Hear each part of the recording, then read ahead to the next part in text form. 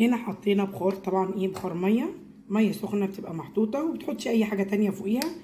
وننزل بايه بالمعلقه كده، ناخد شويه ونحطهم في قلب الايه، في قلب الهلال. اي رسمه عندك اعملي عليها. تمام اهو. وبعد كده بنسويها ونسيبها تشد شويه. وبعد كده ايه، خلاص انا خلصت كمان. هعمل بس كام رسمه كده كده خلصتها. تعالوا بقى ايه، انا عملت هنا اهوت. مسكت برضو عندي اي ورق عندك تقدري ان انت تحطيه، وتحطي كوبايه. بجيب لك بصي افكار سهله وبسيطه اهي. تحطيها كده في قلب الكوبايه، وبعد كده تتنيها شويه بس اهي. ده كده الشكل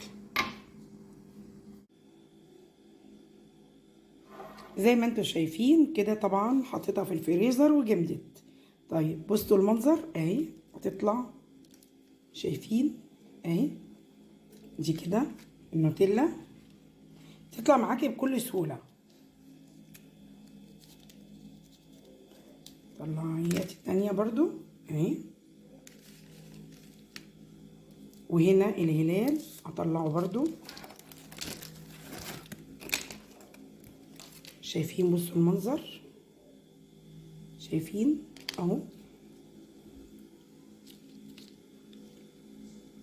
عايزه بقى تكسري الحروف دي تكسريها، بس خلي بالك من الالوان دي، لان الالوان عشان الالوان ما تطلعش، يعني بتحافظي عليها. تمام. ناقص واحده ما طلعتش اهي. وخلي بالك انت بشيلها بحرص عشان طبعا بتتكسر. سبونج بوب، يا سلام.